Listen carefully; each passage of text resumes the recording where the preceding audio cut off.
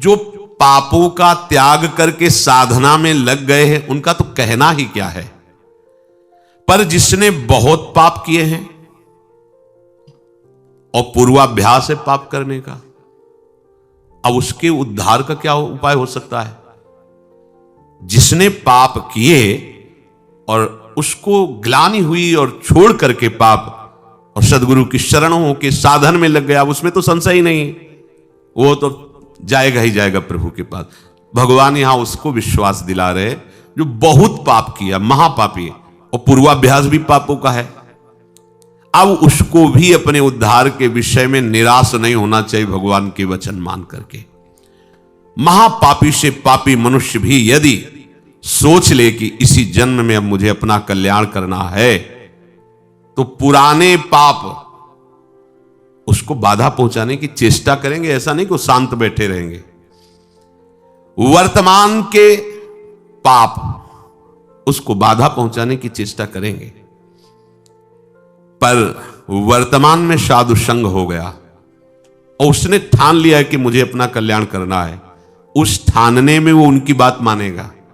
वर्तमान के पापों पर रोक होनी शुरू हो जाएगी और उनकी बात मानने पर उपासना में धीरे धीरे रुचि होने लगेगी, और जहां रुचि हुई तो पूर्व पाप जो बाधक हो नष्ट होना प्रारंभ हो जाएंगे। उसके हृदय में यह निश्चय होने लगेगा कि आज से मैं कभी पाप नहीं करूंगा।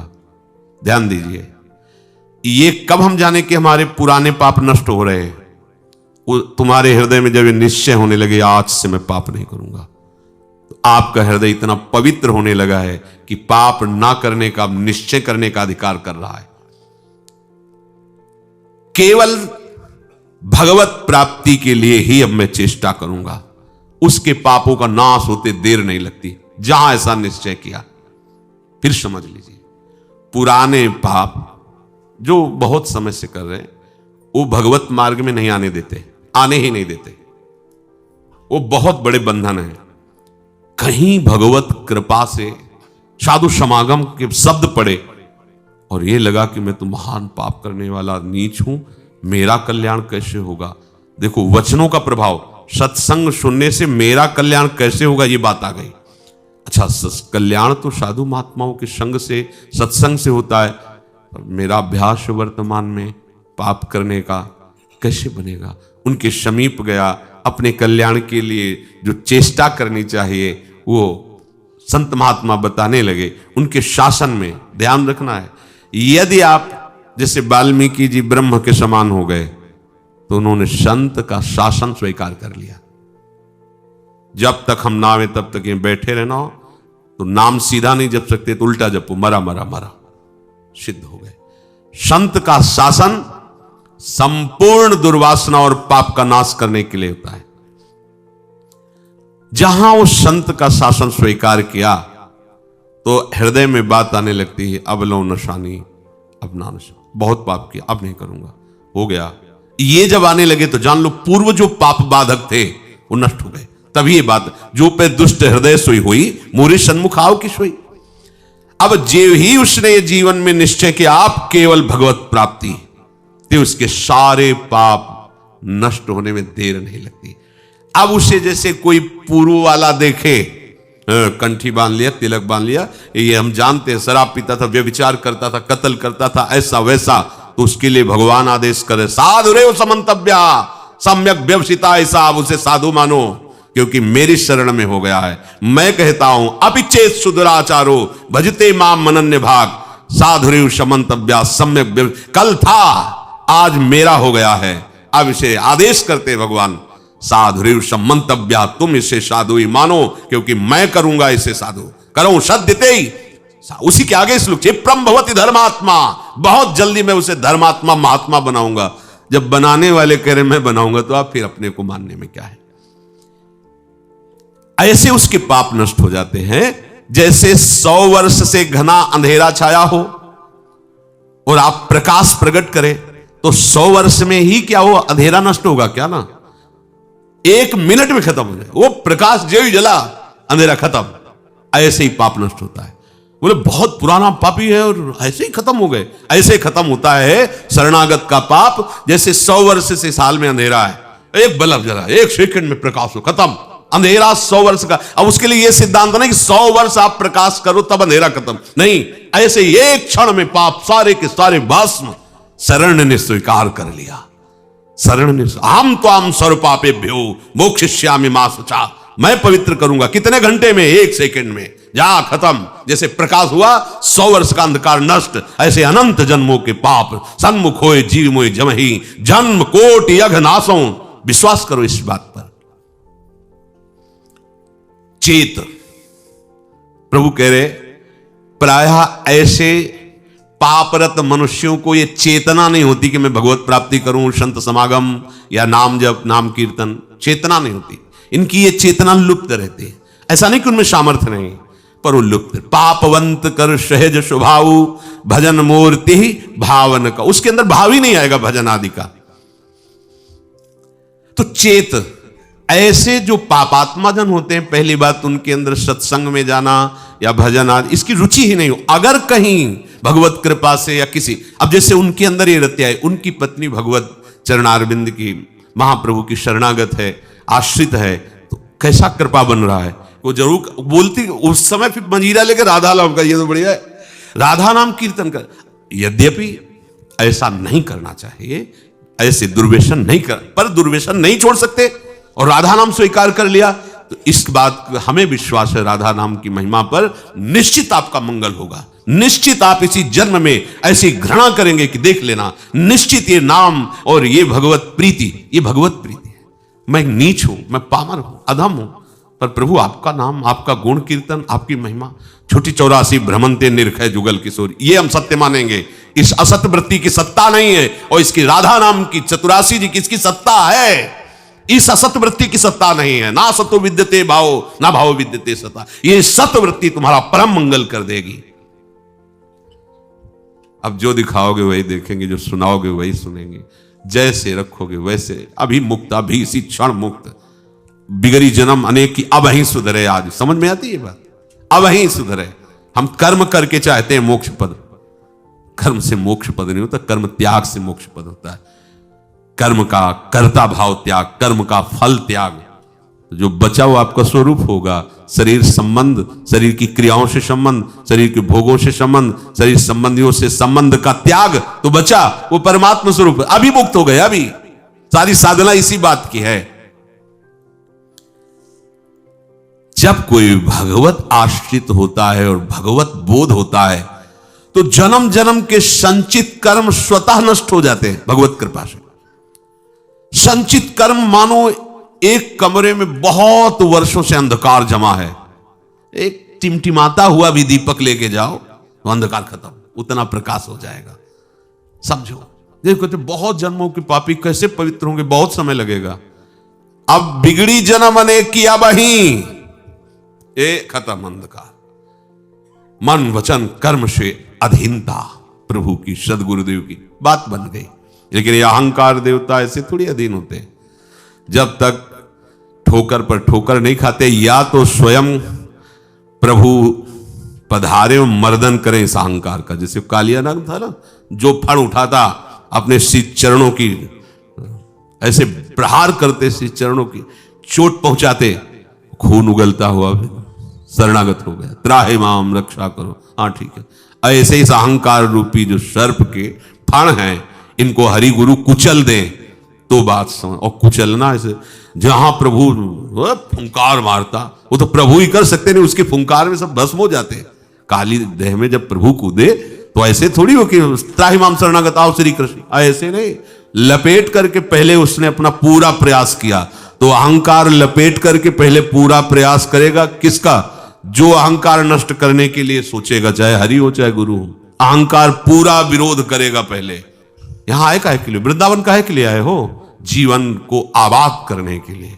यही जीवन आबाद, हमारे माई श्यामाजू को राज। जीवन तो बर्बाद इधर होता है, एक एक श्वास विषयों में व्यर्थ जा रही, उसे बर्बाद कहते हैं। ये तो सत्संग है, राधा नाम कीर्तन है, यश है प्रिया प्रीतम का, और कुछ नहीं है तो व्यास भरोसे कुंवर के सोवत पांव पसार, लाडली जू के भरोसे सो रहे हैं, उनका उच्छिष्ट पाके उनके लिए जीवन व्यतीत कर रहे हैं, हो गया। जो अनुकूलता प्रतिकूलता परिस्थिति, शरीर के सुख दुख, शरीर के संबंधियों का व्यवहार अपने चित्त पर रखता, वो कैसे परमार्थ का पथिक बनेगा?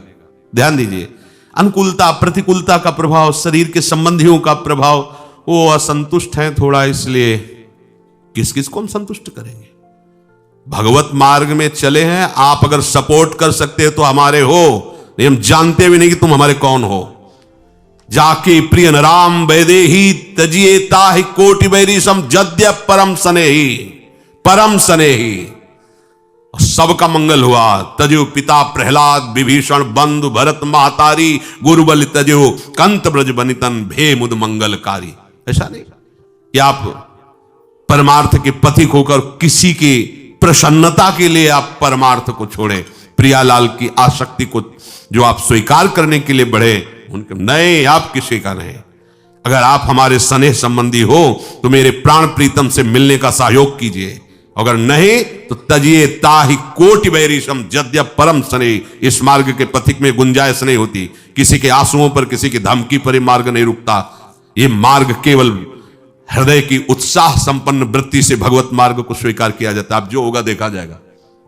तो ये मार्ग अपने जो आराध्य देव का बल प्राप्त हुआ उसके बल से चला जाता। आप लोगों को तो उपदेश मिल रहा है, सुविधा मिल रही, सपोर्ट मिल रहा है, कोई सपोर्ट नहीं।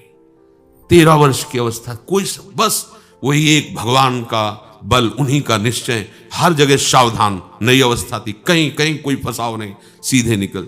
गंगा की धारा जैसे प्रवाहित होती है ऐसे जीवन की धारा उन्हीं के चरणों में। अब वृंदावन आ गए। प्रतिकूलता तिरस्कार अपमान क्लेश ये जीवन का हमारा लक्ष्य है, यही हमारे लक्ष्य की पूर्ति कराएगा। कल इन लोगों से बता रहे थे, देखो अभी सर्दी नहीं आई, श्री जी ने आप सबकी व्यवस्थाएं कर दी। हम अपनी आपको बताते हैं, कभी कभी जब ज्यादा सर्दी होती तो पास के आश्रमों में जाते तो देखते थे सब अपने अपने कंबल लिए ओढ़े, कोई पूछता भी नहीं था कि पता नहीं कंबल उड़ा दे रात में लेके भाग जाए तो। ऐसी कांपते हुए शरीर ठंडी करती, फिर निश्चय किया ओढ़ना ही नहीं, हमें आश्रय ही नहीं लेना इसका। वो भगवत कृपा से कभी जुखाम या बुखार भी नहीं आया, भीषण सर्दी ऐसे सहते हुए। आपके अंदर सब सामर्थ्य है। रहीमन बहु भेषज करत ब्याध न छाणत साथ, खग मृग बसत अरोग बन हरि अनाथ के। दवाइयां खा के व्यवस्था करके भी कभी जुखाम नहीं, 10 वर्ष कभी जुखाम नहीं हुआ। भीषण सर्दी गर्मी बरसात हर ऋतु को वो शरीर सामर्थ्यशाली हो, भगवान वैसी कृपा करते हैं। ये परमार्थ के पथिक की ये बातें हमारी समझ में नहीं आती। अन्य आश्रय व्यवस्था का गुलाम, ये समझ में नहीं आता। तुम भगवत प्राप्ति के लिए निकले हो, संबंध जीव के बनाए हुए हो। न शरीर से संबंध विच्छेद, न भोगों से संबंध विच्छेद, न परिवार से संबंध विच्छेद।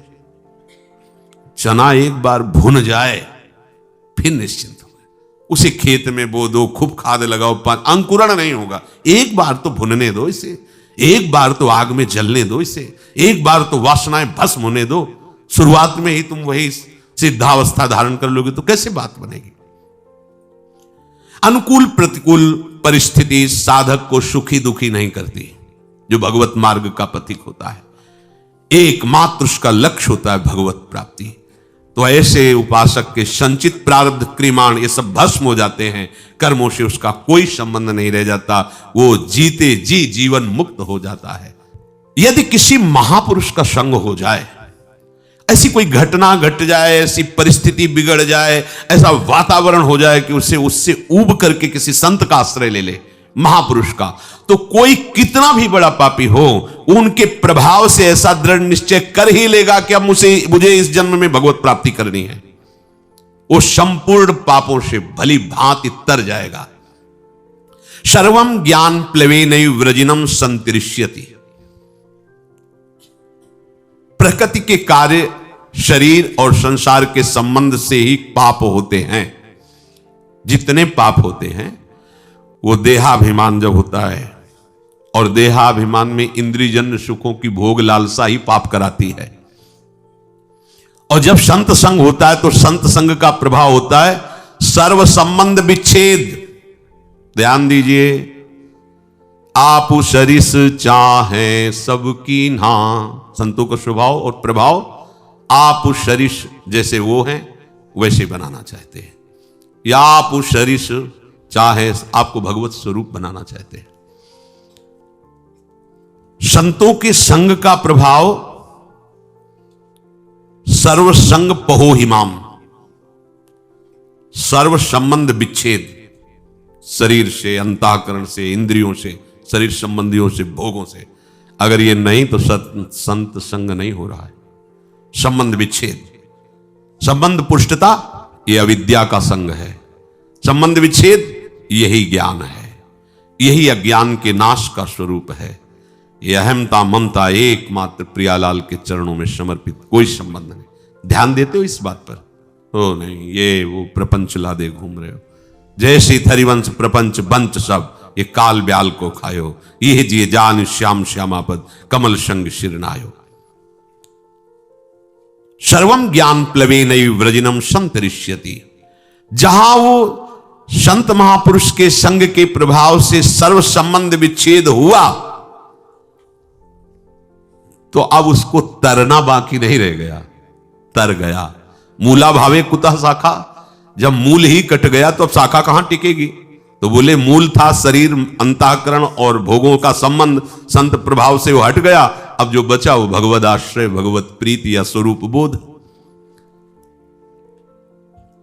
यथैधांसि समिद्धोग्निर भस्मसात् कुरुते अर्जुन, ज्ञानाग्नि सर्वकर्माणि भस्मसात् कुरुते तथा। हे अर्जुन, जैसे प्रज्वलित अग्नि ईंधनों को सर्वथा भस्म कर देती है, ऐसे ही जब संत संग से ज्ञान प्रकट होता है तो संपूर्ण कर्मों को सर्वथा के लिए भस्म कर देती है। ये बात भगवान के वचन। यथैधांसि समिद्धोग्निर्भस्मसात् कुरुते अर्जुन। पीछे के श्लोक में भगवान ने बताया कि जब कोई संत महापुरुषों का आश्रय लेकर के उनके द्वारा बताए हुए मार्ग पर चलता है तो कितना भी बड़ा पापी हो, मार्ग में चलने का तात्पर्य नौका पे बैठना, वो ज्ञान रूपी नौका से पाप रूपी संसार रूपी समुद्र से तर जाता है। तो बोले समुद्र से पार हो गया पर समुद्र तो रह गया, समुद्र की सत्ता तो है। तो आगे के श्लोक में भगवान कहते हैं भस्मसात् कुरुते अर्जुन, कुछ नहीं बचता। उदाहरण में कह रहे कि जैसे प्रज्वलित अग्नि के साथ संयोग करा दीजिए, कुछ भी वो सबको अपना स्वरूप प्रदान कर देगी। लोहा डाल दीजिए, सोना डाल दीजिए, बिष्ठा डाल दीजिए, चंदन डाल दीजिए, जो भी डालोगे वो अग्नि अपने ताप से उसे अपना में स्वरूप दे देगी। लोहा भी अग्निमय हो जाएगा, सब कुछ वो भस्म कर देगी, कुछ शेष नहीं रहेगा, किंचन मात्र शेष नहीं रहेगा। ज्ञानाग्नि सर्वकर्माणि भस्मसात् कुरुते तथा। जैसे अग्नि सब कुछ भस्म कर देती है, ऐसे ही संत संग के प्रभाव से प्रकट हुई ज्ञान रूपी अग्नि से संचित प्रारब्ध क्रियमाण सब भस्म हो जाते हैं। संचित प्रारब्ध क्रियमाण तीनों कर्म भस्म हो जाते हैं। अग्नि में जैसे काष्ठ का अत्यंत अभाव हो जाता है, ऐसे ही संत संग से प्राप्त हुए ज्ञान से पूर्ण समस्त बंधनों का अभाव हो जाता है। सब बंधन भस्म हो गए, कोई बंधन नहीं, न कर्म बंधन, न शरीर बंधन, न भोग आसक्ति, न देह के संबंधियों का बंधन। तात्पर्य यह है संसार शरीर से संबंध विच्छेद हो जाने पर ही विशुद्ध बोध होता है। और वही जब कहो तो उससे माना जाता है कि हमारे साथ कटु व्यवहार हो रहा है। ये कटु व्यवहार तुम्हारे माने हुए राग पर हो रहा है। जब तक इस राग का तुम वैराग्य में परिवर्तन नहीं करोगे विवेक के द्वारा, तब तक परमार्थ का अनुभव नहीं हो सकता।